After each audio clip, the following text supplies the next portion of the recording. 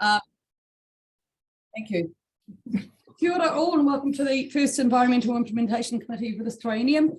It's great to have everyone here. We've got one apology. I know that Elliot has attempted to join us earlier and I'm sure he'll be here, but I'll move that as an apology for technical issues that, and we've informed him. So thank you, Andrew, for seconding that. All in favour, please say aye. Aye. Against, carried. Thank you. Welcome, Michael, online. There is no one has asked to speak at the public forum. We've got a confirmation of agenda. No one has any additions, I presume, that I haven't been notified of.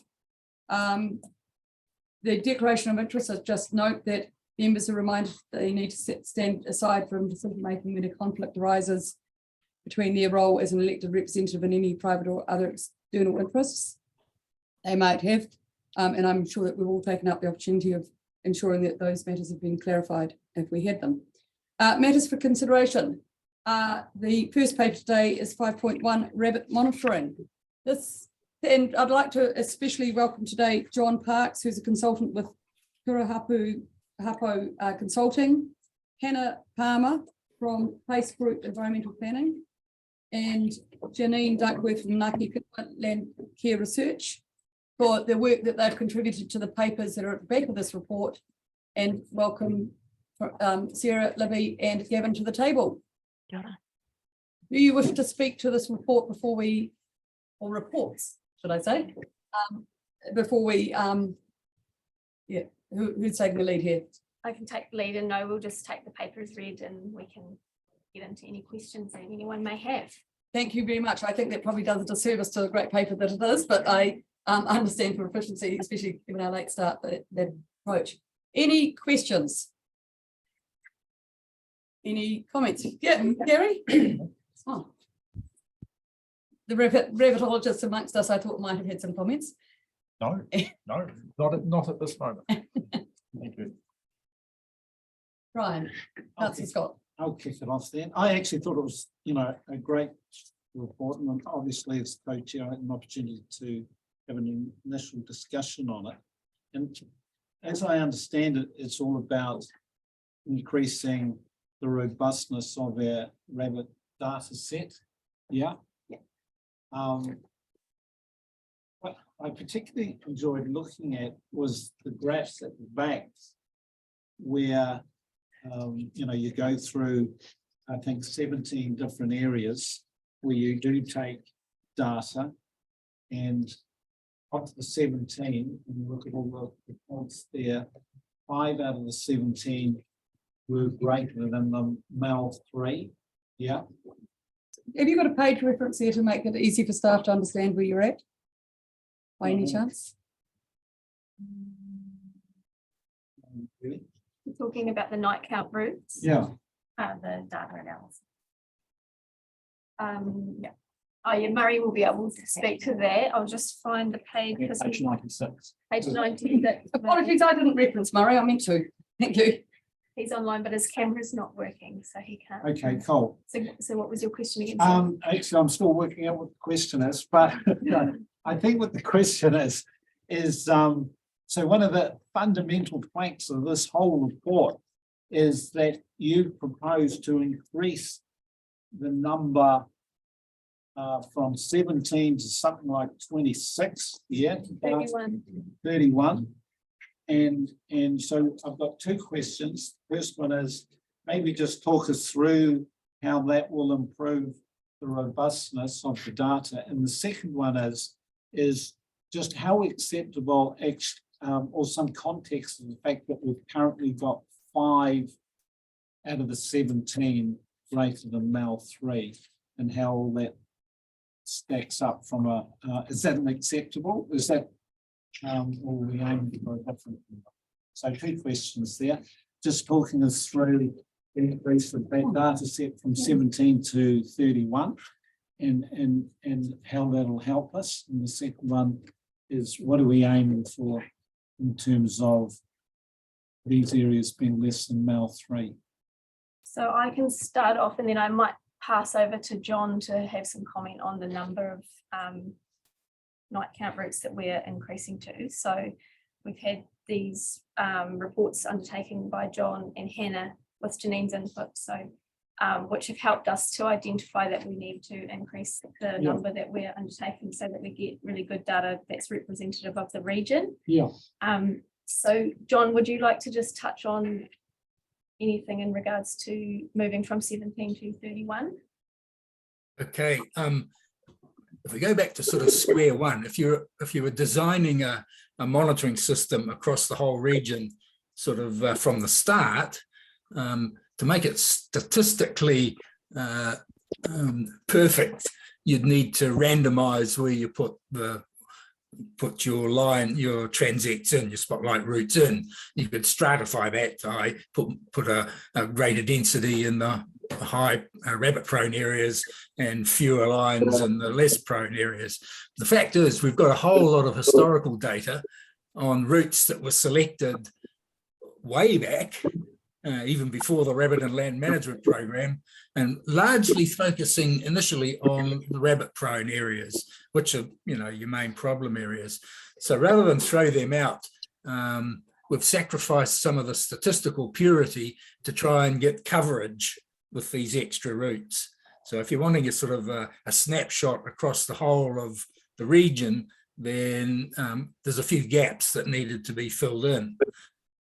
I think the other consideration, of course, is that if you're going down to only one night counts, which I make a case for, and others are now sort of accepting, there's not a huge increase in cost to add more routes, but monitor them less frequently. And I see in in the notes that were sent that one option is to do the risky sort of routes, those high density ones, or those in high rabbit prone areas, do them annually. But the ones that are less risky, so even if you make a mistake, the rabbits are not going to burst out on you in vast numbers, do them every second or third year. So it's a bit of a adaptive strategy across the landscape, I guess. Now, where the new route should be put in was a bit up to your operational people. So it's coverage, but it's also areas of interest as well that they see as gaps. So in summary, having 31 will be an adequate or a good data set for us to have a better picture of a rabbit issue in Otago, yeah? Yeah, that's right. And it's sort of consistent with, say, ECAN's Mackenzie Basin number of routes they've got there. They have a much broader set of routes in all sorts of other areas. But I think 31 is a good number. Okay, so and as a regulator, we're able to do our job better, yeah? And Well, no, this is really as a biosecurity monitor. The regulatory bit is really the McLean scale stuff you do on properties. yes, And you can link those two. And there's a little table in my report that gives you some sort of across the scales. The McLean scale, of course, is not a linear scale, whereas the spotlight count is linear. It's also more objective than the McLean scale, which relies a bit on sort of expert opinion about whether it's a 2 or a 3 or a 3 or a 4. So that part probably answers the second part of your question around a little bit of that in regards to the MMS scales. Obviously, we'd like all of our MMS scales to be less than 3. But this is the night count data is showing us that we need to get out there and do more inspections and undertake compliance where we need to meet the level 3. yeah. So these graphs that you've given us, is that the first time you've given us those graphs? Yes. I actually found them really, good, and will you continue to provide us with those graphs in those areas? Yes, we will. And so Murray has developed those. So he's done a really pulling the historical information together, and we would like to have some kind of pest report cards that we present to all of you, so that and to the community as well around what our pest situation is. So that's something that we'll be working on this calendar year to get up and running. We just have, because we're working on making sure that our data is accurate and we have enough of it. I think after we've done this year's night counts for rabbits specifically, we will be able to start presenting that back. And obviously the first year probably won't show a long-term trend. It'll be a snapshot in time of Yeah. what's happened that year. Yeah, cool. I mean, like Gary, would you find that helpful? Yes. Thank you. Well- Michael, yours. I was actually just going to address that issue because there was always a great way that central government could obscure what it was doing was by changing the way you measure something. I'm wary of moving to a new mode of counting rabbit or night count if we can't make any comparison at all with before. I mean, despite the inadequacies of the night count procedures beforehand, at least they were consistent and they could give us an overview. Can we still get that from this new methodology that is being to be employed? I could perhaps answer that. I mean, it's not a new methodology. All it is a different layout across the landscape and a more efficient measure from the single night count rather than multiple nights. One of the problems with multiple nights is that conditions change between nights and the rabbit behavior changes between nights. So one of the secrets of using just a single night is it's obviously more cost effective, but you have to sort of you have to exclude nights that are too windy or wet or whatever. So some rule of thumb rules about when what sort of night you do your counts in and the timing needs to be done. So that just increases the consistency, I think. One of the problems in the past, in fact, just reverting back to the data collection, is that there's an awful lot of data being collected on rabbits in Otago, from going right back to the old rabbit boards through to the rabbit and land management program and the more modern times, but it's been poorly collected and collated and sort of and I mean, a lot of it's missing, which is a real problem. And I think that's one of the things that your team is now well on top of. They recognise the fact that you can't just rely on the contractors to present an annual report. Somebody has to be responsible for putting it all together and looking at it across years. And hopefully that will make life, same with the serology data that I guess Janine can talk about a bit later, getting some consistency of collation so that it is useful to look back for trends. Thank you. Is that all, Michael? Well, can we still do that though? Now, if we endorse this approach, can we still make those analyses or those comparisons with previous years with sufficient accuracy to be able to inform our decision as to whether our pest strategy is working or not? Yes, I think so. I don't think there's, I mean, all those ones on Appendix 1, the rabbits per kilometre on the different routes are often across 2 or 3 nights, the average of 2 or 3 nights. If we just took the first night of those, if I had the original data, the pattern would be much the same. That you'd have, high density areas and show high spotlight count indices, and the trends and the sort of ups and downs would be the same. And that's why we're recommending a single night. It's largely for efficiency reasons. Yeah. But it's certainly great that we're covering a bigger area. Kevin. One thing that's often been said about, since I've been here, about our pest plan is lovely plans, but actually it hasn't yet shot a rabbit. But we are actually shooting rabbits and doing things in rabbits. And I just wonder, apart from the counts that we get, and I'm just thinking more probably at Meraki, where you have got a group that you've formed and appears to be going, and anecdotally from talking to locals, things are happening, but we sort of don't get a report to show that what you're doing is actually, there is action. And I know the counts may vary, the counts will improve that long term, but just to show, it would be quite good to get that sort of report, maybe just and I don't want you to go into the depth of it, but just at least say this contractor's working in this area and they're having good results in the communities. If the groups you're forming are working, it would be really pleasing, because I know that is working.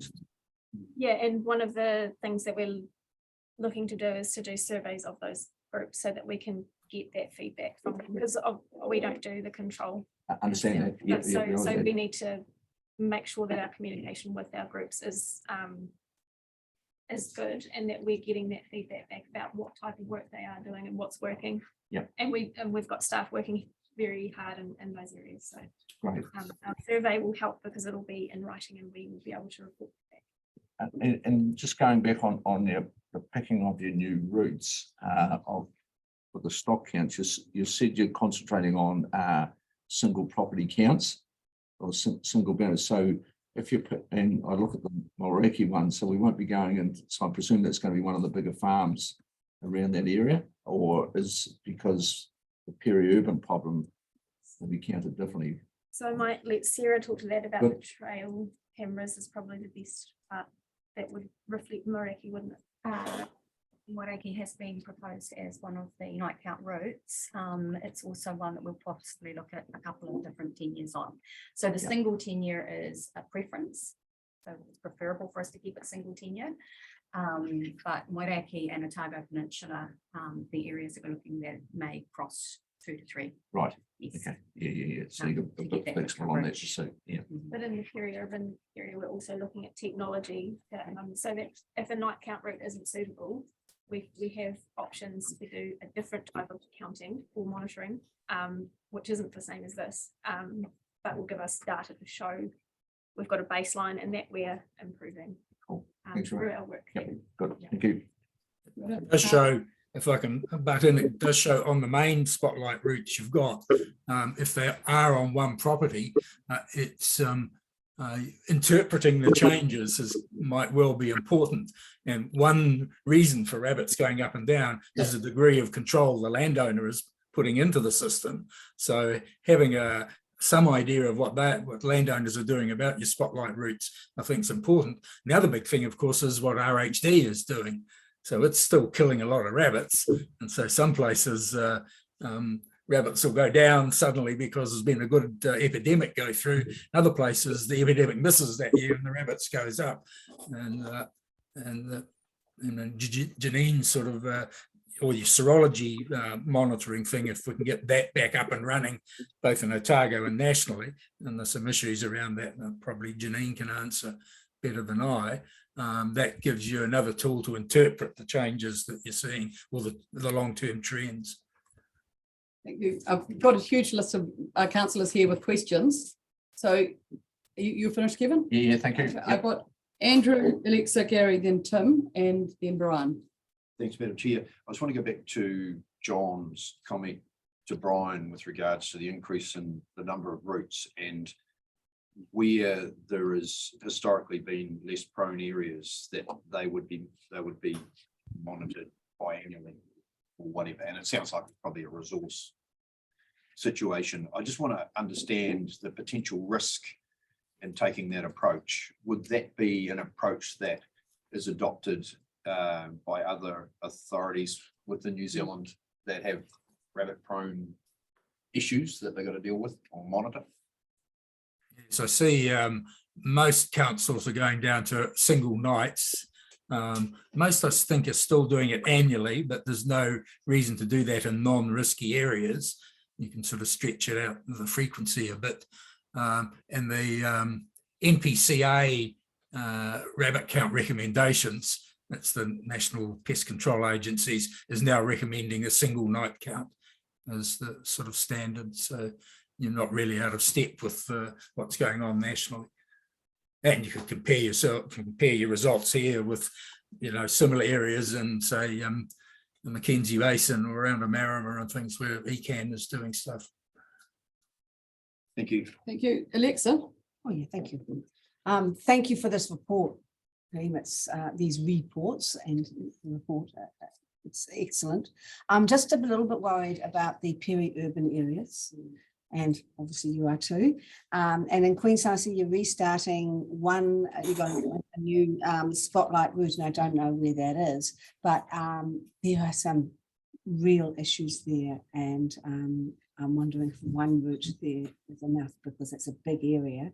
And you've got a very different problem in Lake Hayes that you have than you have in Fernhill, for example.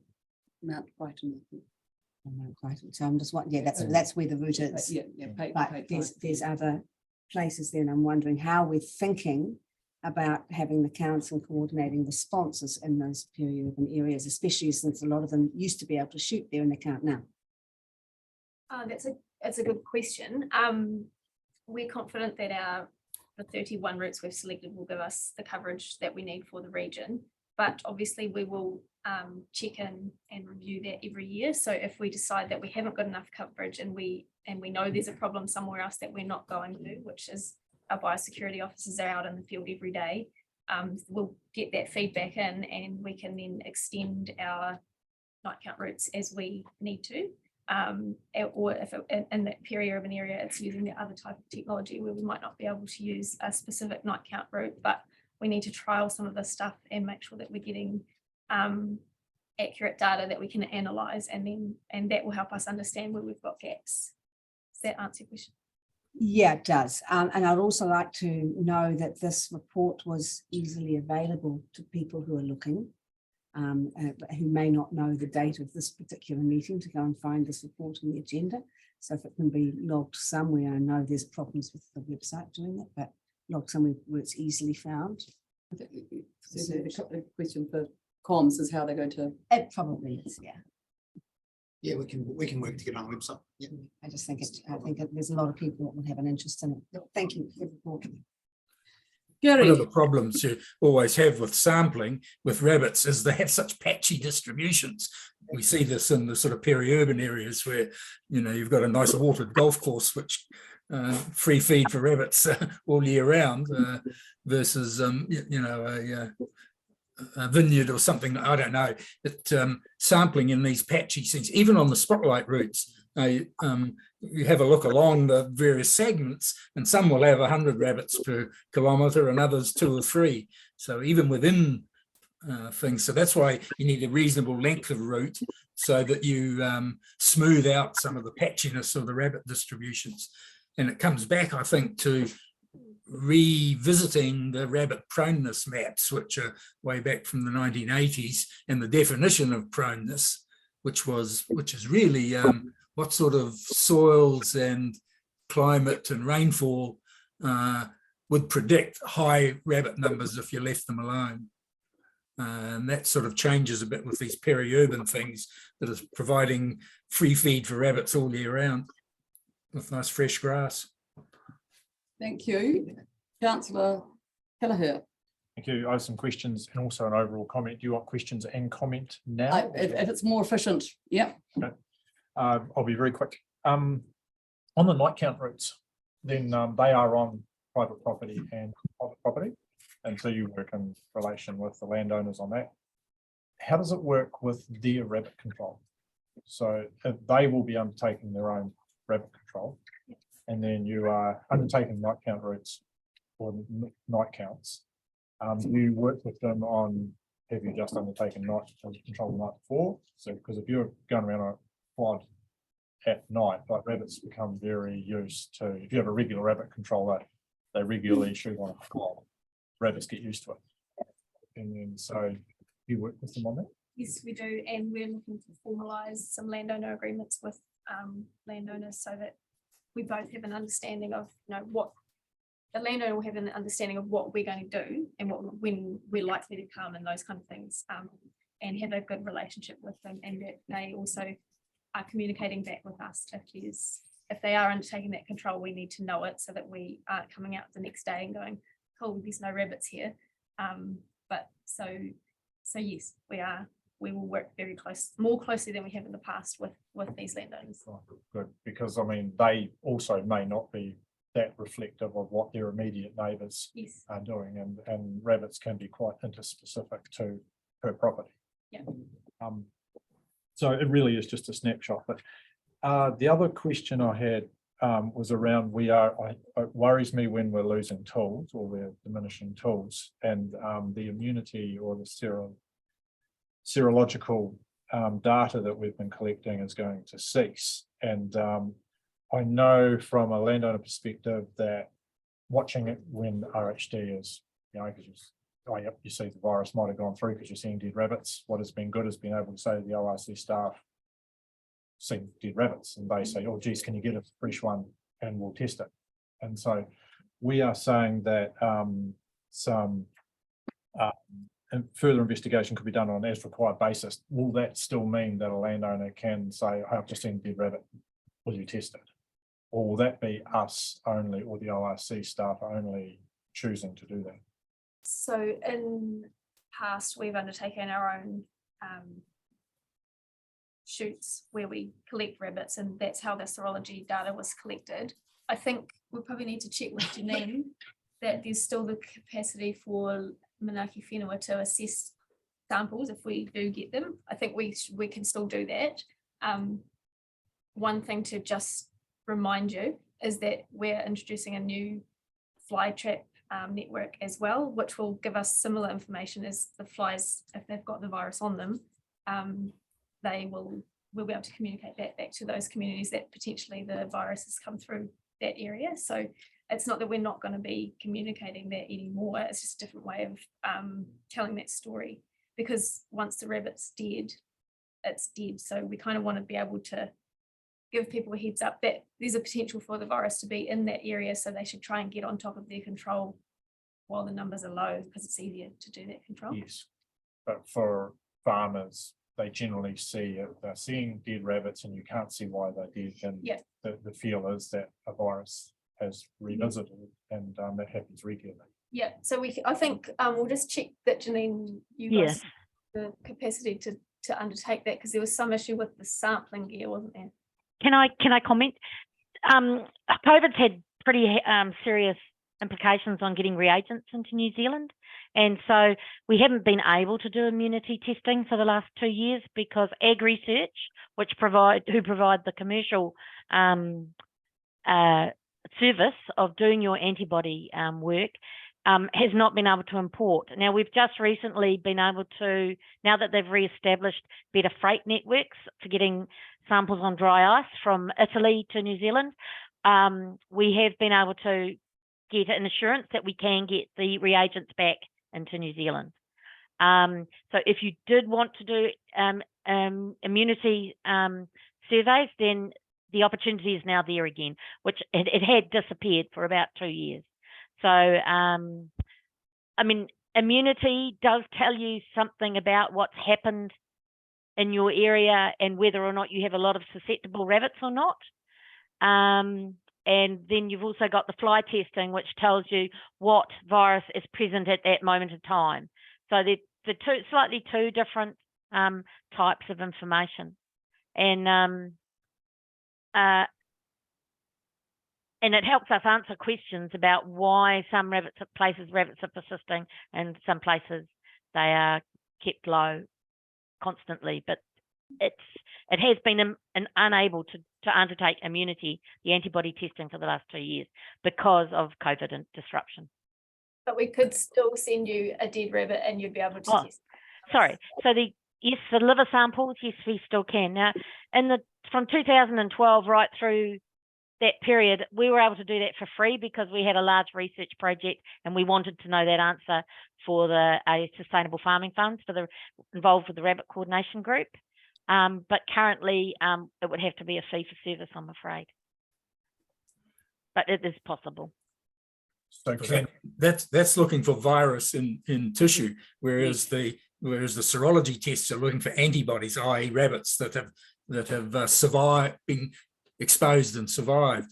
And it's a great pity that the sort of gap of 2 years occurred, because interesting things were happening in the rabbit populations and in the virus. So we had all these new strains of virus coming into the system.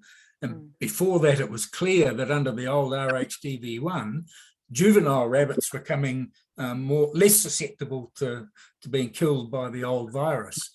And there was a hint right at the end the last samples, that one of these new strains of virus was actually overcoming some of that genetic resistance of young rabbits. So,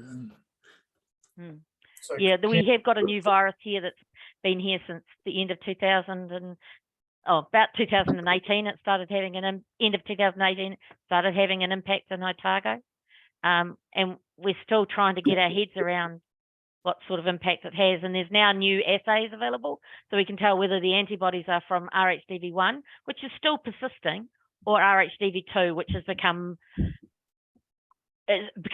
very common as well. So yeah, it's a question of what questions you want answered.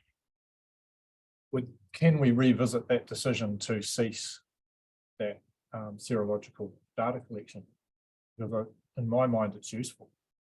We could, but the reason that we decided not to include it going forward is because if it would be really helpful for us if we were going to introduce a virus into an area, because then we can understand that potentially there's really high immunity, so maybe it's not a good idea to do so, or it's low immunity, so it is a good idea to do so. But at the moment, there are no more viruses for us to release. So I'm unsure why. I mean, it might be great for Manaaki Whenua or someone else to understand what the immunity levels are for another reason, but from a rabbit population and control understanding, I don't think we need it. What if a new virus was to come available? Then we would do it again. Yeah, one of the things I would be suggesting to Otago Regional Council is, at the moment, we cannot take an existing strain within New Zealand and spread it within New Zealand. It has to be a product that has been taken through ACVM, and that's because RHDV is still an unwanted organism. Yet it's endemic, it's everywhere, but it's still an unwanted organism. And I mean, it still needs to be an unwanted organism in that we don't want new strains coming in willy-nilly into the country.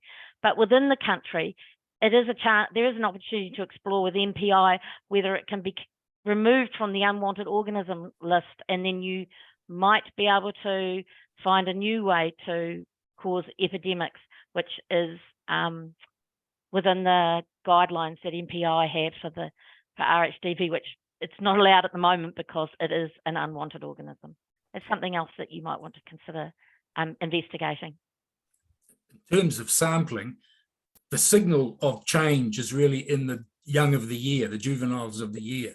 What's happening to them and the proportion of those that die and survive is the really interesting thing, because that's where evolution is observable. So sampling just juveniles, I mean, you can shoot all you like, but just doing the autopsy and taking blood off juveniles shot in autumn is the best approach to look at those. So the figure 7 in my report shows you the changes in those juveniles that have survived exposure to RHD of one sort and another. And so you can make your sampling more efficient, is what I'm saying, because I guess it's going to get more expensive for AgResearch to import the stuff and do the tests for you guys. Any other questions, or do you want to make your statement? Yeah, I've got a question. No, sorry, Michael, I appreciate that. I'm just asking Gary. Sorry. Yeah. We'll move to Michael's question. It's actually Tim first and then Thank you. a couple of others. Well, if Michael's got a question on the same subject, then. Well, You've been on the list longer. Okay, well, I just don't want to divert the conversation, but just looking at the executive summary for this report, extensive, and the executive summary is really helpful. Under the operations regional recommendations, it's a high recommendation considering adopting aerial strip sowing of 1080 across large areas of uniform terrain as best practice. The recommendation is to consider this. What is the process of consideration to turn this into an action?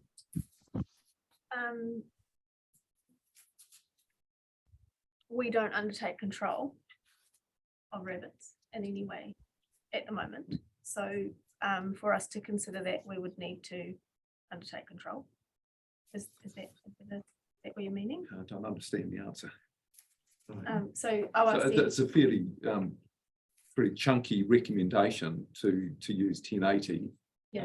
So what is the process of That's this not the consideration? ORC executive summary. no, that's, so Hannah may like to talk to that. I think that's That's in the the report. environmental implement, sorry, that's the Place group. place group executive summary.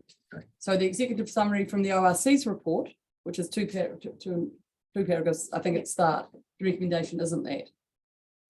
Yes. So I'm just trying to make sure that you, So that was the consultant's recommendation.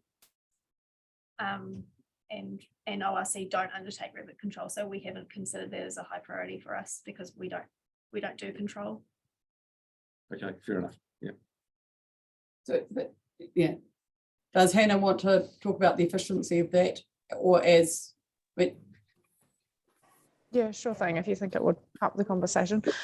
So our job for this particular piece of work was to look at what's been applied both nationally and internationally, to do a bit of a literature review to see if there were any new novel methods that could be used to help ORC with their rabbit control programs. So one of the things we did was look at different types of actual physical control, and the other things we looked at was social science and behaviour change and how to incorporate those into your comms strategies and that kind of thing. So with the Aerial 1080, that was a paper by Dave Latham in 2016, and it was just around refining the sewing methods, and they did a bit of a trial there, which Janine will be able to speak to as well, looking at the difference in spacing between the lines compared to how it's usually done, and to see whether any cost efficiencies could be garnered out of a change to that kind of sewing rate and distribution. And so what they did find is that they were able to bring the sewing rates down and use less 1080, and they were able to make some cost savings over uniform areas of terrain. and that I think is where the suggestion that this paper be made available for people who may be operationally involved. That could be one of the systems they could choose, I presume. So it's a really helpful report for those out doing it, and so landowners who've got some of those higher McLean scales, I presume that's a tool that they could be then considering. Yes. Yeah, 1080 being a problematic one in itself. Yeah. Thanks. Did that answer your question, Tim? Sort of. Okay. Yeah. Any others before we go to Brian and Michael? We are running late because of our. I withdraw my question. Okay. Thank you. Michael Laws. It might have been covered to start with, because as you say, the technical issues, Kate, meant that I missed out on the first 20 minutes of this. No, we didn't start the meeting without you, Michael. Oh, okay, that's good. Then I haven't missed it. That's good. Thank you.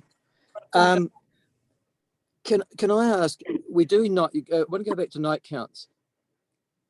Have we given some consideration to using the new technology? Well, it's not all that new technology now of drones and thermal imagery as a way of being able to more accurately plot rabbit numbers than night counts, which still seem so subjective and hit and miss to me. So drones, particularly with thermal imagery. I'm aware that it's being used in Australia, so I'm wondering if that technology couldn't be used in Otago. John, did you consider that as part of your report? Yes, I did. It's still really in the research stage. So Landcare Research, Bruce Warburton and others have been trying to use it for wallabies, for example, to count wallabies, and they pick up rabbits in it. But it has no real advantage over the human eye and a spotlight route, which is still an objective, not a subjective measure. So I think it's watch this space with drone technology. There's also sort of camera traps, just setting up cameras, especially for your 10-acre block sort of system, as a method of estimating, giving an index of rabbit numbers over time. So there are lots of techniques out there that really need to be trialed, and I guess some of your peri-urban issues that you're struggling with may well be resolved by some of these new techniques. But they haven't, to my knowledge. I think DOC has been playing around in the Mackenzie Basin with drone technologies counting rabbits, but I haven't seen the results of that. So I think it's watch this space.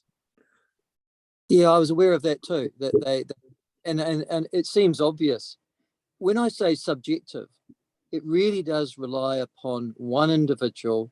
And if you change that individual every year, given high turnovers of staff, you're never going to have the consistency that just humanity can bring to it. The reason I like that technology of drones is because you can put it up there, you can record the data, and over an objective area, make that assessment. And it's ongoing. You're still left with a human to count the little hotspots.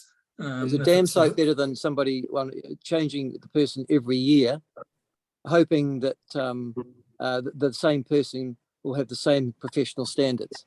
Yeah, I mean, that's always going to be an issue with whatever measure you take. And it was one of the recommendations was to get consistency in your, if you're going to use contractors for your spotlight route counts, to get some consistency and standard protocols that they must follow. There's also some requirements for civil aviation, for flying drones at night, that are yet to be standardised and overcome, especially if you're wanting to do it near a peri-urban space. They're good. Like when I think they're raised in the report, the problem is that the technology isn't quite there. But what it is that they're looking at that. And the fact that we're looking at this at the moment doesn't mean that you won't come back to us in a year's time and say, this is the result. 31 gave us night shoots, did this. Yeah. Night counts. Yeah, night counts, sorry. What occurred to me from this is we've almost got two different strategies now, the peri-urban, urban, and the rural, but this report sort of fudges across the two. And I'm wondering if we almost need to be clearer in our articulation of where those proneness areas are, where the peri-urban areas are, and we almost go down to reporting or two techniques for that. And it's not something we can do today. I love the fact that this starts us off having those conversations. Isn't that what the upcoming trials are a bit about, Madam Chair? There's a trial in May 2023 to investigate if the McLean scale is effective on areas 1 to 4 hectares. And if it is, then some of that will all be encapsulated in the same approach. Is that fair? Yes, it's a reporting framework that we've got at the moment I'm talking about. Yes. Okay. Yeah, but no, it's great. So I'm happy to move the motion if there are no other questions, which no one's indicated anymore. Seconded, thank you, Richard. Are you going to say something, Gary? Yeah, I wouldn't mind just making a brief comment. Oh, before we get into debate or now? No, in debate. In debate. So moved and seconded. I don't want to talk to the report except to thank everyone for their contribution to it. So if you want to go now. Thank you. Look, it's great that we need every tool in the toolbox, and just a commentary around thermal and night vision. For shooting rabbits, thermal and night vision have become a totally new tool for our contractors or for farmers. The fact that you can walk in silence in the dark, the rabbits don't know that you're there, and it is exponential, the difference between what you do on a quad making a noise with a spotlight flash around. The rabbits get used to that very regularly. So I would suggest that actually we'll get totally different results if we suddenly changed our night count methodology to thermal and night vision. But I'm not saying that we shouldn't do that, because I think you'll get a far more accurate and less affected count. That will be more likely. But either way, I guess my commentary was around, look, whatever we do, we're damned if we do and we're damned if we don't, because this is about trying to gather a picture of what is happening in the region. That will always be there, and there will always be varying levels of control, because it's down to the landowner, and we don't undertake control anymore whatsoever. So it's a landowner responsibility, and no matter what we do, whether we're focusing areas into hot areas and not as much in other areas, rabbits will still come and go. There will always be a natural cull for rabbits. So every time you get a reasonable rainfall, you will potentially drown a nest. So that happens. The natural culls are the ones that are the most effective, and so or the biological culls, and everything else that has to be done manually then is hit and miss. So I mean, from my perspective, the true test in anything we're doing here will be what we see next year and year after and year after, as rabbits come up and down and up and down. The best possible outcome, I think, is if we can follow those recommendations just made about RHD being removed from the unwanted list. the possibility to spread more biological control around. That then means that it's not reliant on either very effective or not quite so effective landowners out trying to do their own or getting contractors to do it. There is the natural biological way also happening. So I will just watch as this evolves, but I think the data that we can collect to help us, and then the work that we could do to change that as a council, we would have some influence there. I think that would be valuable. That's all I wanted to say. Thank you. Did you want to add a secondary part, and I'm happy for that to be part of that, is that we pursue, Yes, can I add a motion then? yeah, it's a subsequent, we'll do it as a separate motion afterwards, that we Yep. take the advice of John and look at, would that be okay if we did it that way?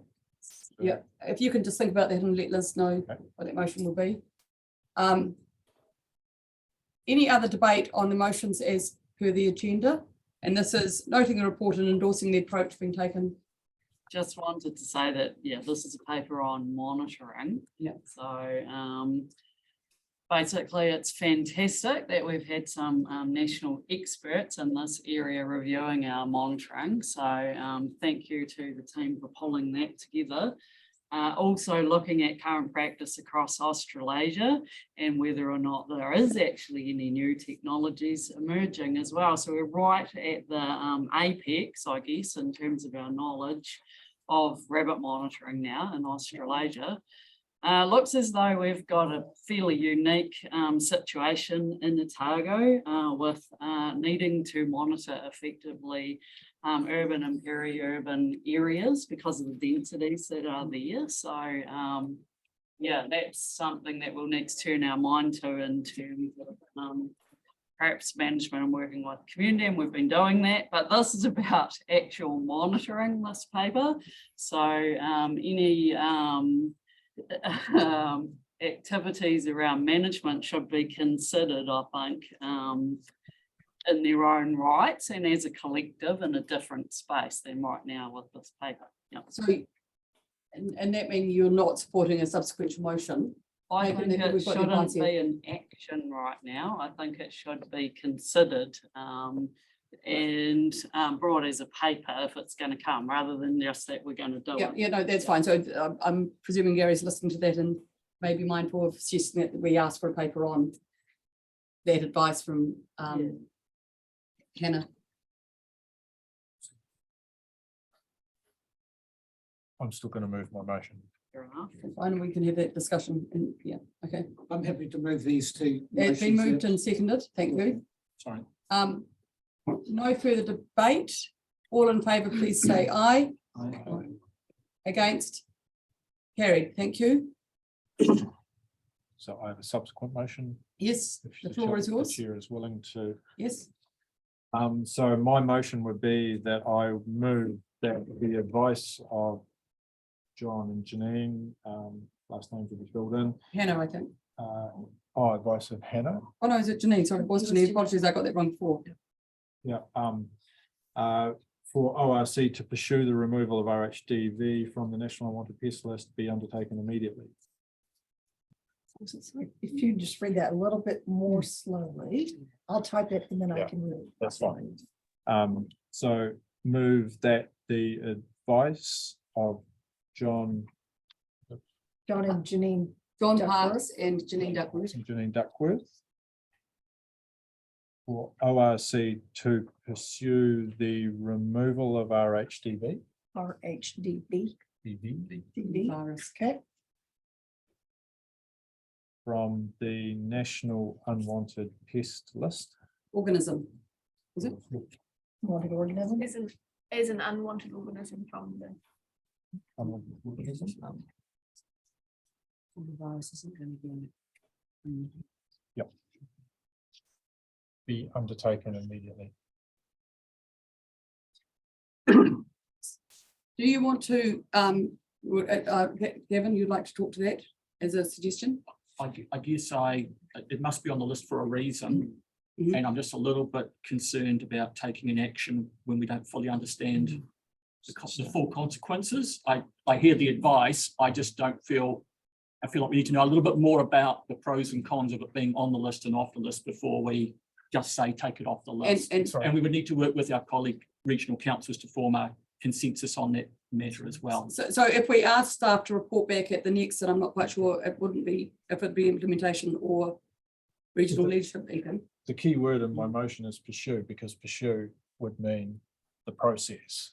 So it's not Begin the process. immediately demand, it Yeah. is the process. If that requires a paper, that requires engagement with other councils, it requires better understanding of what the true implications are. Investigate. Investigate, I would suggest.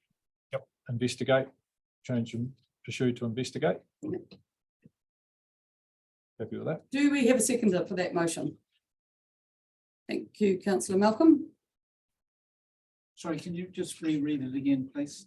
Yes, yes. Thank you. She's still typing, I think, some amendments. to it. So that the council, because you're going to be recommending this to council. Yeah. Investigate the advice of John. What was his name? Parks and Janine Duckworth for ORC to pursue removal of RHDV from the National Unwanted Organism List be undertaken. Investigate that this be. It's investigate, yeah. Investigate instead of pursue. Yeah. You would like to speak to that motion? I just want to ask a question. Is now the moment to do that. If it's, while we've got specialists in the room, I think that's a Yeah. very good idea. I'm wondering whether this is the best use of staff time to do that.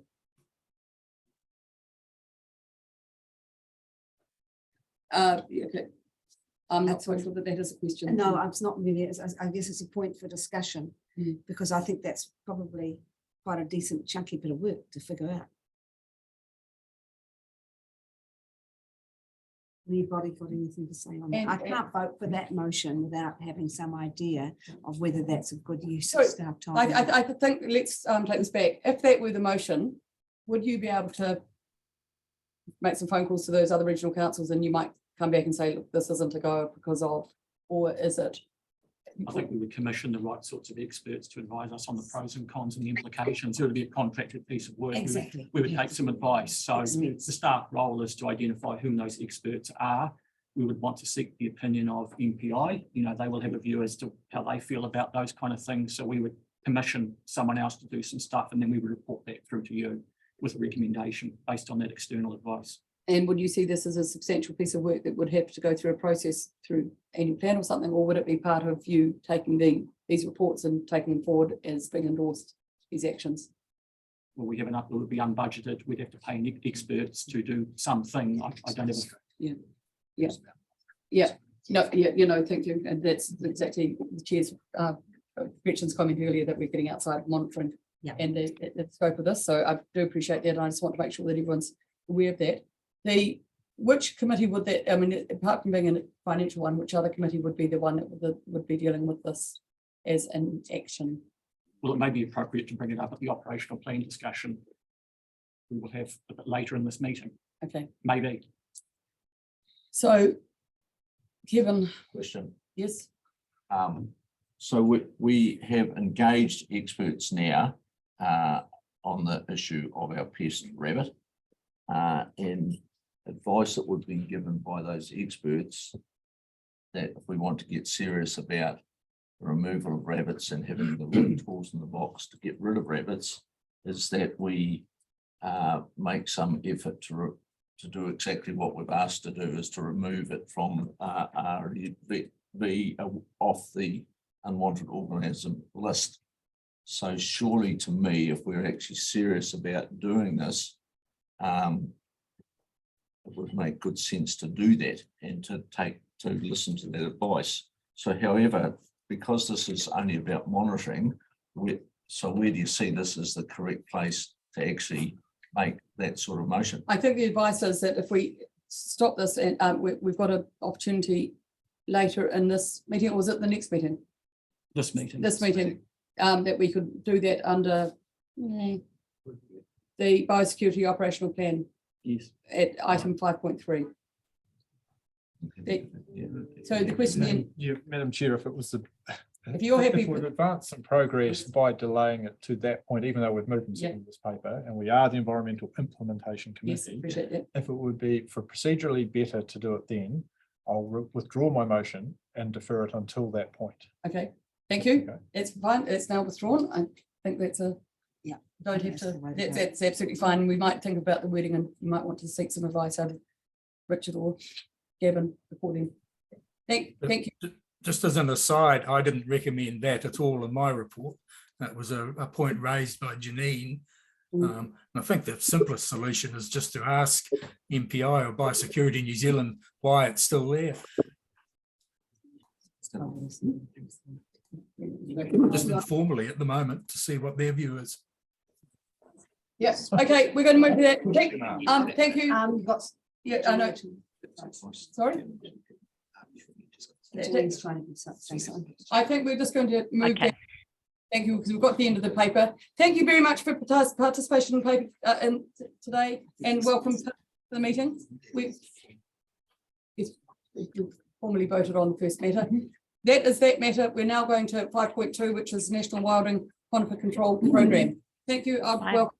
Thank you, Brown. Thank you. Go get those rabbits. Thank you. Thank you. That was, I've given it an hour of time, but we are now, because of the delays this morning, getting on board. We are going to have to push the other matters, which hopefully won't take so much time. Who is going to speak to this, Libby? I can speak to this. We'll just take this paper as read and get into any questions as a way to expedite time. Thank you. Any questions on this? Still trying to find it. Some. So which one is this one? The national, page 105.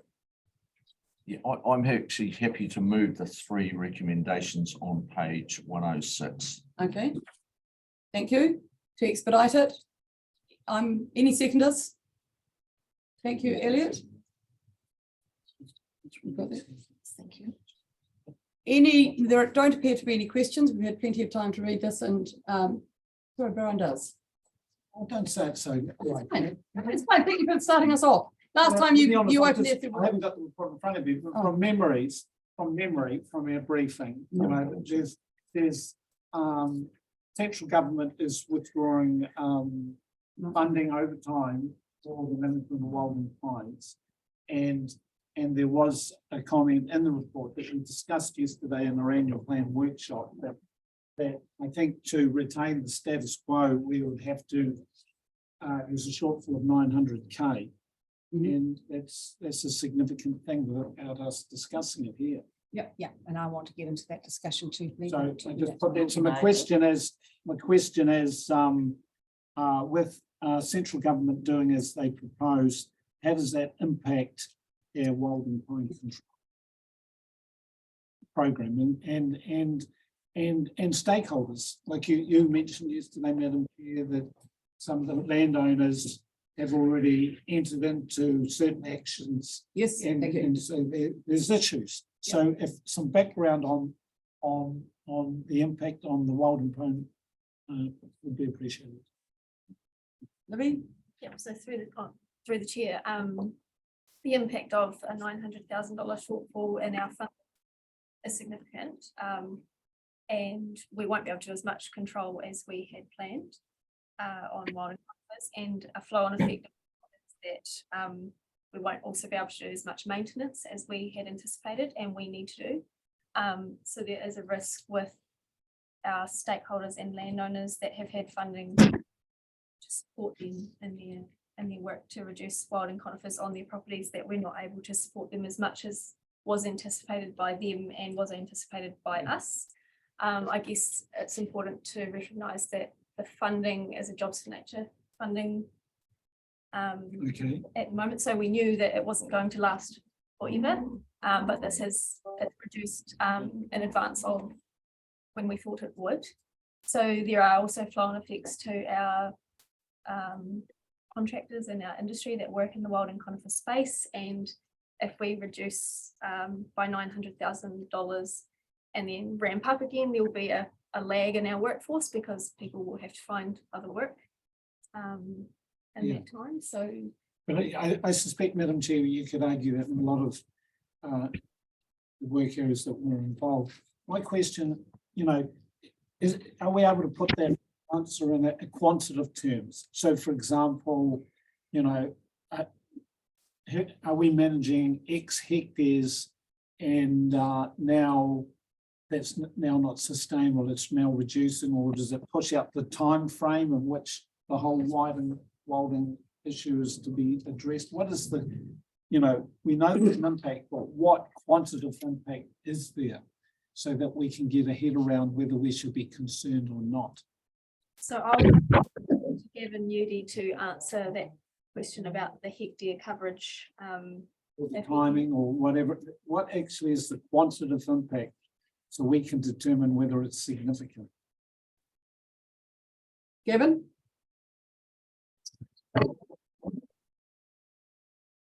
Good morning, everyone. So to answer the question around the number of hectares, there's been approximately about 200,000 hectares of control work that's been done since probably about 2009. And there's been a significant investment made by community groups in central and local government since 2009, amounting to probably several tens of millions of dollars. In order to sort of lock in and secure that investment and wilding control, what needs to happen is you do your initial control, and then there needs to be another 2 to 3 sweeps following that initial control of maintenance, about sort of 3 to 5 years apart. Now, with the level of funding that we've had to date, we've managed to do a lot of the initial control work over large areas of Otago, and we're now just getting into doing that maintenance. So to answer the question is, if we are unable to secure further investment, we are going to lose the gains that we have made to date, and we will start seeing those gains lost and wildings continuing to expand and spread in Otago, and that will push the timing out significantly into the future of getting on top of this pest. Thank you. Okay. Alexa? Okay, I've think I've got some real concerns around this, and it's a really good paper, but it's not providing direction for council on what we should actually be doing. And for example, in Central Otago, they've got a budget this year of 750K to make lasting progress. They think it's that, and they need a minimum of 500K next year to continue this trajectory of progress. And of course, they have commitments to landowners after their 3 sweeps through. They have to do those 3 sweeps through, and they need their funding to do that. They won't be on the current MPI funding, so we're going to have to start thinking about how we're going to get on top of this. We think there's a big challenge persuading those affected by wild and conifers that it's a major national problem that will inflict serious environmental and economic impact into the future. So we really do need to take the opportunities to fix this problem while it's fixable. And so we will be looking, and we've got a brand new one. We've got the Upper Clutha Wilding Tree Group coming in too that are going to require funding. So I think this is something we're going to have to start thinking about in terms of our long-term plan, rather than just taking the money from MPI and making sure that's distributed. So I just want to add that into the discussion.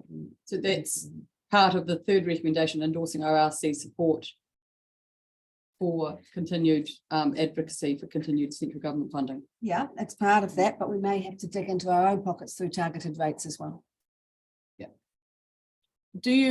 I think there's a part of the question, and I appreciate we've moved the motion, but the local strategy or the national strategy and where that's at and what that would affect as priority projects and for funding. Do you want to talk to that? Pim wants to also speak. Do you want to talk, Pim, So that- Well, I just wanted to agree with Alexa that I see this also as a long-term plan issue. Yeah. We've got so many Job for Nature funding streams that are coming to an end, and a whole range of really wonderful voluntary groups that are doing work under that funding at the moment. And many of them, as you know, I've shared this with you, Wanaka, Lake Sanctuary Trust, a number of them have come to us saying, can we make up the gap?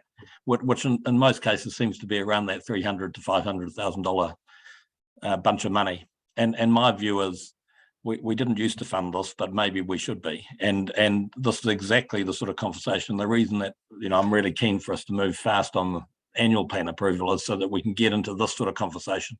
And Richard and I and the team can start sharing with you, you know, the concepts of the programs of work that we want to look at funding into the future and how we're going to fund it, you know, because there's an opportunity cost to all of this. And I think it's LTP discussion. Thank you. Sorry, you're okay there now? Yeah, just reiterate, it's a marathon, not a sprint. Yeah. Can't I've do marathon got funding. Kevin, Gretchen, and then Gary.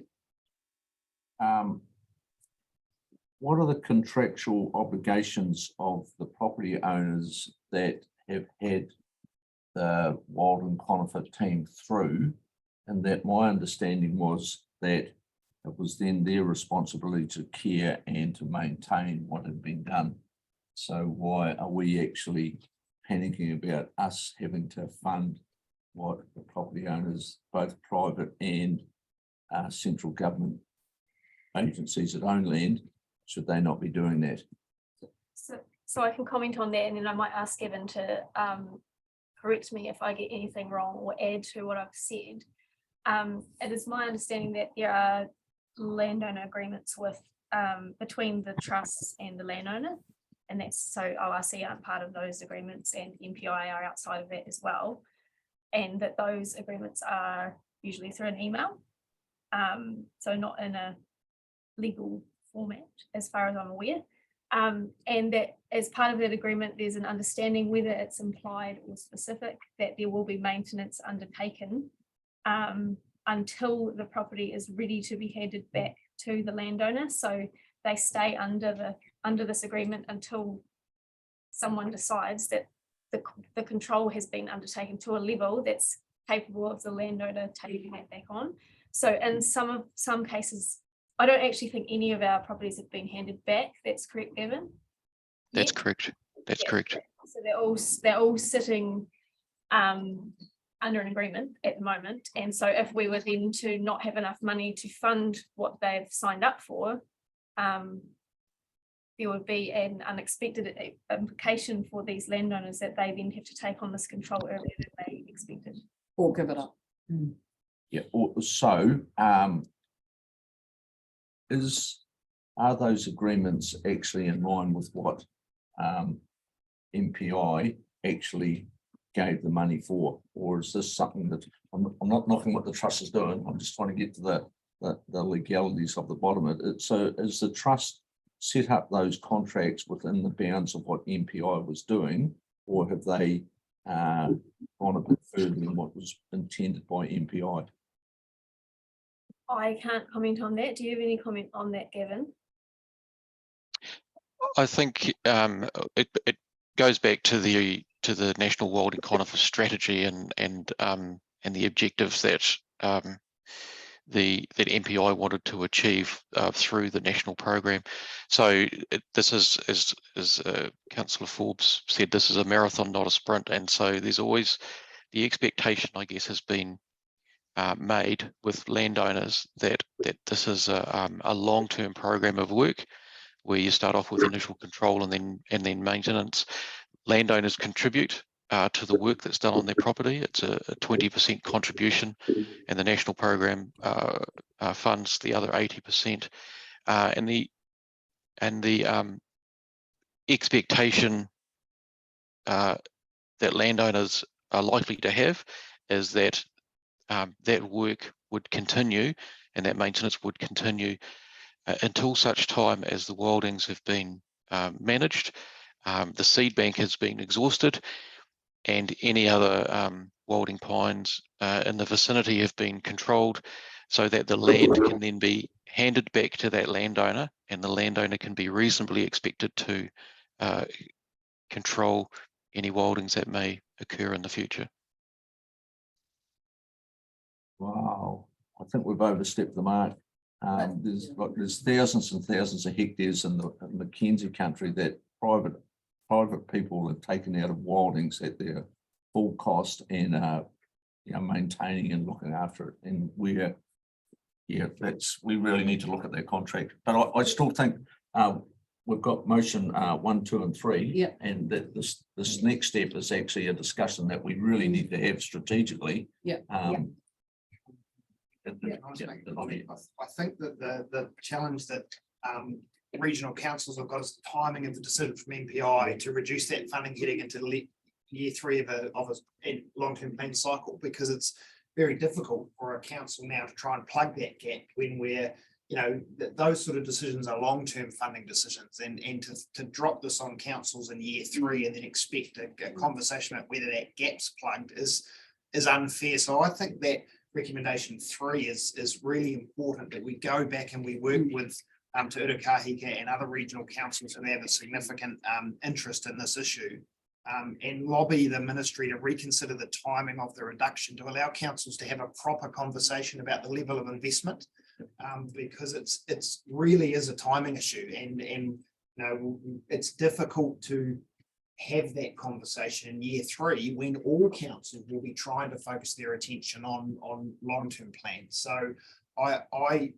support these recommendations, and I think that recommendation 3 in particular is something that we as an organisation should be paying close attention to and working with our other council partners to really lobby hard. Thank you. Thank you. I don't need. Gary, I'm actually covered now too. thank you. Thank you. Yeah, Put the motion, please. yeah, thank you. I've just, Timing this. yeah, I appreciate that. Thank you. I've just got to the end of my list. All of those in favour, we're clear with the motions. All of those in favour, please say aye. Against? Carried. Thank you. Thank you for that work. The messaging around this, I presume, has been covered with those groups. They're aware of it. They've received your paper. Thank you. Yeah, thank you. The next paper is 5.3 Biosecurity Operational Plan 2023 to 24. Who would like to speak? Say the same thing and see. Just make the comment. Yeah, just make the comment. We put it forward in your annual plan cycle so that you're considering this plan for next financial year at about the same time you're considering the annual plan, so that the two are better synchronized in time. Any questions or comments or subsequent motions or anything else to add to this? Brian, you're right off the blocks again. Thank you for taking the lead. It's okay. A few days since I read this, but I think wasn't there a track change in terms of the pest management plan in terms of the change? So my question really is, what are the most substantive changes in terms of the future, in terms of our pest management plan? I'm going to pass to Murray, who's online, to answer that question to start with. Hi everyone. Apologies, my camera's not working. I hope everyone can hear me. Yeah. The major change, there's not any change to the RPMP that retains its regulatory process. So the focus is more around efficiency and effectiveness of the plan, and tapering our or focusing our work more effectively in certain areas. So it's a change in efficiency and effectiveness. And embedding what we've already created. That's what a lot of this plan is over the last 3 years, we've worked really hard to get to this point. And so we're just wanting to embed with the staff and with our communities what we've already been doing. Consolidating is probably the word. Oh, and is there an example, just so I get my head around that? So like, you mean an example of something we've improved effectiveness and efficiency? within this plan or just in general? Yeah, well, just as per the response. The response was this improved effectiveness and efficiency in plan. Oh, We'd so- like to have an example. so- Okay, a specific example is that we're increasing our night count route. Yeah, which we've page already talked 147. about. Yeah, so that's one specific one Yeah. where we're improving our efficiency and effectiveness by reducing to Yeah. one night and covering more area. Cool. Can I? And through the chair, it's Murray here. And also we're having a greater focus on exclusion pests and developing inclusion response plans. So sharpening up that part of our work program as well. Cool. Thank you. Can I just ask a question on page 147? Would that be able to, which is rabbits? The last part there is advocate and engage with territorial authorities and Crown agencies on rabbit management. Would that encompass you having a conversation about the virus being on the unwanted organism list? And could that be done as part of that work and not require a separate motion potentially? So which number were you? referring Page to? 147 under rabbits, the last one, which is advocate and engage Oh, with territorial authorities and Crown agencies. Yes. That could encompass that and not require a separate motion potentially. Correct. Thank you, just raising that as an option before we get into the subsequentials. Thank you, Andrew, you've got a question. Thank you. I got my ear chewed by a good friend of Gary's, who's a contractor. Sorry, I'll take that off. Withdraw that from me. But he does ring Gary from time to time. He chose to ring me recently, and he's a rabbit contractor based in Cromwell. Probably you can work out who that is. I think we've all met him. Oh, madam. But anyway, his concern is around compliance and enforcement, and his understanding of what he's been told is that if a property is non-compliant and has a notice issued, say that it is non-compliant. Previously, we had given them a period of time, maybe 3 to 6 months, to become compliant or provide a management plan that will achieve compliance. His understanding now is that that period, 3 to 6 months, is now a 12-month period. And he's concerned that effectively, if it's left for that period of time for the landowner to deal with the problem, that there'll be an explosion of rabbits. And which I support the concept of what he's saying. So what is the period of time do we give landowners to become compliant or produce a management plan that they will adopt, implement, and then we will check whether it's compliant or not, whether the land's compliant or not. So the first point around the rabbit management plan or a notice of direction is not correct. Except in our community-led rabbit, community-led rabbit program areas where we're engaging with the community, and if they engage with the program and provide us with a plan, it's less likely that we will move to a notice of direction straight away because they've engaged and they're hopefully going to undertake some of those steps within that management plan to comply. So we do that slightly differently. On a normal rural inspection, we would undertake our inspections, identify they're non-compliant, give them 2 letters, and then issue a notice of direction. The time frame, which we've just amended, so this may be why the call came to you, was between 3 and 6 months, depending on the time of year. But what we've found is that if we don't give someone a winter period to comply, they don't have the opportunity to do poisoning, because that is the time of year that you do poisoning due to less grass around for rabbits to eat, and the climatic factors, and making sure that that poison operations are successful. So for fairness, we decided to extend the time frame so that every person who is identified as non-compliant has a winter season to comply, and then we'll inspect them again at the start of September. And if they're non-compliant, then we will move to default work because they've had that whole year. Well, some cases they've had a whole year. Yeah, the 12-month period only applies essentially worst case scenario when the property's been identified in September, for example. Or in winter, and they haven't had a chance to organise. Well, that's when it happens, though, it's not in spring. What's that, sorry? The influx of rabbits. Yeah, but the key is to Do have your an work in- opportunity. you do your work in winter. Yeah. So If you done in winter, breeding season starts June, July, And it's absolutely critical that lengthy period is given because it may take 3 forms of control.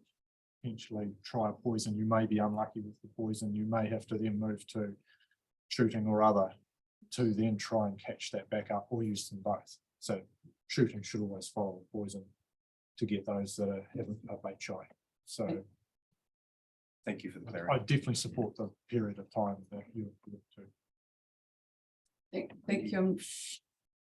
Herpetologist. Perhaps needs to be explained to your caller. Then you I go back think to calling that's Gary. there's an opportunity there as we look at the comms on rabbits, but we're not going to discuss that operational stuff here today. Thank you. Any other questions on this report? Were you happy, Gary, that the staff have heard? Are we happy? Or do we want to give an indication that the staff have the ability to talk to MPI about that unwanted organism list? Or do you want to deal with it as a separate motion? I would prefer to deal with it as a separate motion. Thank you. With respect to the chair. Okay, well, I'm just going to, I'll happily move the motions as per the order paper. Any seconder? Thank you, Gretchen. Any debate on that matter? I thank you for the report. It's good stuff. Sorry, Thanks, Murray, for your work. what's the motion? Is it Gary's motion? No, this is the ones as per the recommendations. Thank you. All in favour, please say aye. Aye. Aye. Against, carried, thank you. What would you like to add as a subsequent motion? So my subsequent motion would be a motion that was previously or suggested previously. So would you like me to, Liz, are you able to bring that back up? Would you like me to read that out again? If you wouldn't mind. If you could, please. Get over to that. And then if I can speak to it. Thank you. No, you need to get a second first, Sorry. but I presume you will be at the game. What I've got is that the ORC consider the advice of John Parks and Janine Duckworth to investigate removal of RHDV from the National Unwanted Organism List. I think John Parks wanted his name off that. Yes. Yeah, so just Janine's. And has that got a seconder? Yes, Councillor Malcolm. Yeah, thank you. Now you wish to speak to that motion? Yes. All I wanted to say in support of the motion was that when I say the word investigate, that may mean a phone call. I'm not asking staff to go to a substantial annual plan or long-term plan affecting process. But investigate to a point that we, having heard that advice, we've actually taken some action against it and see whether this is a possibility for us. And the reason why I'm so interested in that is that when we look at the calls I'm getting around the peri-urban and the fact that we have very limited tools in peri-urban, that everything we do kills cats as well. This doesn't kill cats if we can look at. Say that as a bad thing, but that's another matter. Further follow. So to staff, what my motion is purely suggesting, to the extent that you feel you can reach an informed position on whether that advice can be followed or not, that would be appreciated. That's the intent of the motion. Thank you. And you're happy with it? You understand that? Yes. Yep, thank you. And it could be under that plan. It's not a variation to the plan because it can be dealt with in. Any other discussion under that, or I'll put it to the vote? All in favour, please say aye. Aye. Against? Carried. Thank you. That takes us to the last matter, eco funding. Thank you very much, Alan, for your work that you've done on pursuing some of this. So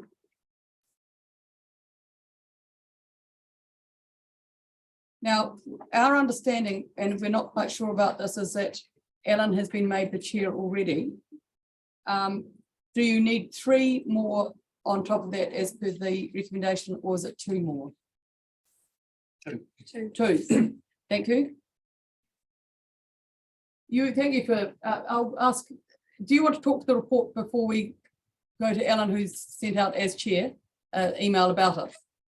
But just briefly, just to mention that the report is really just to lock in the details for the next round of EcoFund.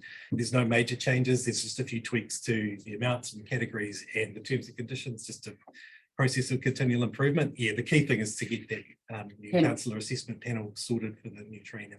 Yeah. Thank you. And this time we're doing it for the whole training as opposed to 1 year basis, which is Yeah. So Ellen, do you want to speak to who? Yeah, who's thank you. It was great to see that report and good to see how the feedback from that last review of it has been taken into account with changes. I was just going to talk about the panel, and I'm delighted to have already been appointed chair of that panel.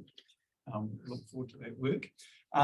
I understand that in previous times that the panel, we had a rotating group of councillors.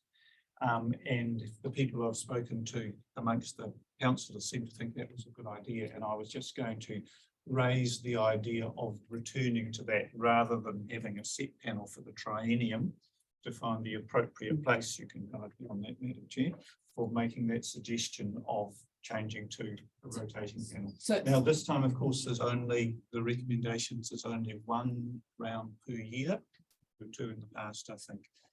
But there would be a chance for 3 sets of 2 councillors to deal with, to be involved in that if we made that change. So what you would prefer that number 4, and you Yes. may want to move them, Ellen, is appoint 2 other councillors to form it just for the first year.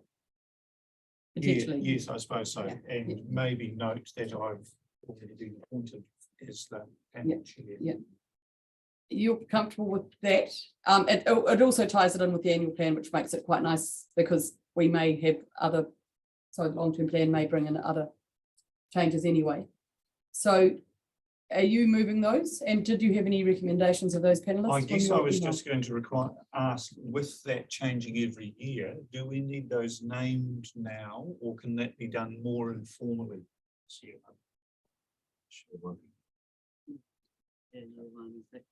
Yeah, we would envisage bringing a similar paper to you every year, which will have continual improvement, and that's your Yeah. opportunity, like today, to then reflect on But all this composition of the panel. funding would be locked in for the whole 3 years. No, Oh, is no. it just people? But so what we're looking at, Yeah, I get you. Yeah, so we've had expressions of interest, volunteers to be on that panel from councillors Wilson and Forbes. I don't know if there's. are there any anyone other people that I think both of those people said that they were more than happy for other people to do it. It was just an answer to an email that as Chair Ellen had sought. Are there any other volunteers that want to put their name forward, in which case I will happily take mine off? So I don't want to have a split vote on this. Or yeah, or put forward next to you. So are we all so you're moving the motion, are you, Ellen? Yes, Is- happy to move that. So So I changed the 4th motion a wee bit. I said appoints Councillor Somerville chair because we didn't have that done. Appoints him chair of the panel and appoints Councillor Wilson and Councillor Forbes to form the Echo Fund Assessment Panel for the first year of the 2022-2025 triennium. you are happy to move that? Yes, thank you. Thank you. He's on it. He's been. So are you seconding that?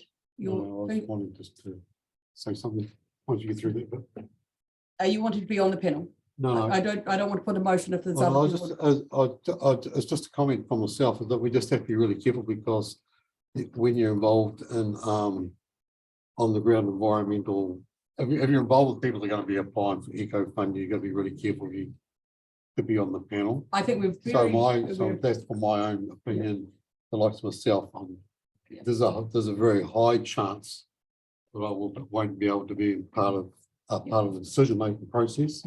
So hence, I'll probably Can step I aside. comment on that briefly? We do run through the conflict of interest scenarios when we do the assessment. So if there's one that you're related to, we have involvement with, we just pull you off that. And we're all very aware of our conflicts of interest and we will be managing those appropriately at all times. I just as. So we've got a motion. Did I get a second? Kevin's got a question. Yeah, round the movement of that Alan sort of probably shouldn't move that he's on something. Just, I'm happy to move it, but Elliot move, and I'm happy to second. Elliot, you're seconding, so moving Elliot, seconding Kevin. Kevin, thank you. I think the difficulty there was we thought that motion had already been done somewhere. That's right. No trouble. Thank you. Is there any further discussion on that? And Yes, briefly. yes, Table 3 picks up terms and conditions or changes from previous processes, and you may recall when we had a applicant to the Eco Fund last time who wasn't totally satisfied with the outcome. The results of that process was publicly advertised, and then we received a submission from that person who wasn't satisfied. So it just highlights applicants may not speak to the applications at the council meetings or approach representatives on council to speak on their behalf. So it just tidies that up. And I think that's good for all parties, to be perfectly honest. So thank you for that. Thank you for noting that. Cheers. Anyone else wish to speak to this motion? If not, I'll put the motion. All in favour, please say aye. Aye. Against, carried. That takes us to the end of the meeting today. Thank you very much, considering we started so late and we've done that in time. Impressive effort, guys, and thank you very much for all your contribution and the fact that you've all read papers with severe questions. Thank you. Thanks, staff. So we should have morning tea. Now, is that fair? That's on the agenda.